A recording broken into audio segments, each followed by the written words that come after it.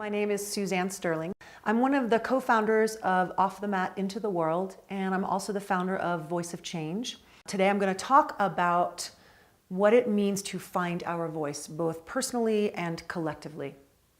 And I'm passionate about this because the more I do this work in the world, the more I realize that there are so many human beings who are just literally dying to express themselves and feel like they can't for whatever reason. And particularly in westernized cultures, we've sort of civilized ourselves away from the natural self-expression that is our birthright. I think human beings naturally know how to sing and dance and create and express themselves, literally. And that's part of our joy, and it also is medicine for us. And so I often talk about my work being reminding us that we're hardwired for self-expression in community. So not just in the privacy of our showers or our cars, but actually coming together as collectives and finding ways to express. Now, this is proven to heal trauma. So part of what's going on in modern culture is we are exhibiting all kinds of symptoms of trauma, and we don't have times or places where we can come together and literally release and rinse the intensity, the trauma, the violence out of ourselves. Nor do we have places where we can really be in ecstasy and joy, right? Otherwise, it's like those people are crazy.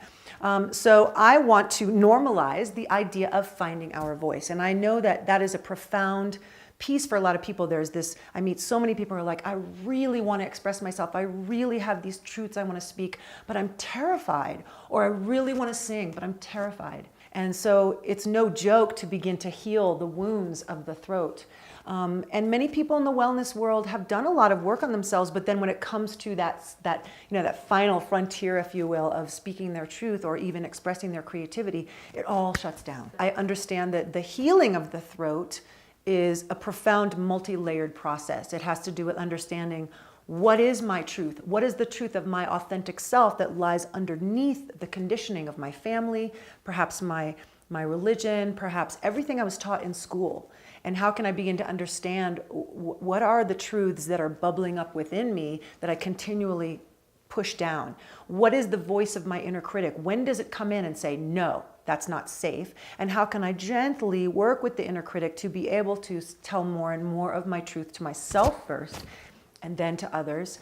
And on a purely brain science level, what happens when we go into these states of literally resonating in community, especially when we're resonating with our voices, the very small part of our brain that tells us we're separate from each other goes to sleep.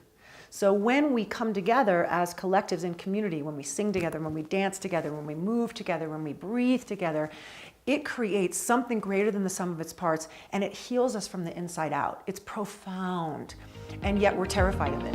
The second piece is understanding how well am I listening? On a personal level, do I actually listen well? And on a communal level, especially when we talk about activism or going out in the world to do service work, are we able to really listen to what is needed in the situation? And that's a profoundly humbling thing, but very necessary in this world. What is my inner teacher, my intuition telling me, and can I follow that? And another one is, can I find places in the world where I can speak up or advocate for particular things? So what about the world breaks my heart? What about the world calls me up and excites me and inspires me? Can I begin to become perhaps even a leader in that as I step forward and find my voice and speak on behalf of those who have no voice, or allow others to have opportunities to speak? And the last one is just play. Like, let yourself be silly, let yourself make the squonky, weird sounds, get up in the morning and sing your song in the morning and just be crazy. Don't worry about being crazy, be crazy.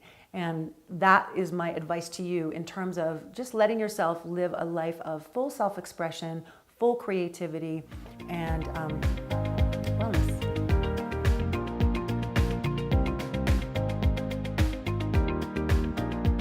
All the things that I know how to do, which used to be very, very separate from each other, are now kind of this one stream, which is great. It's really nice. Very happy about it. Because it used to be very separate. You know, it was like spirituality over here, yoga over here, music business over here, activism over here, and now they're all just kind of this beautiful thing.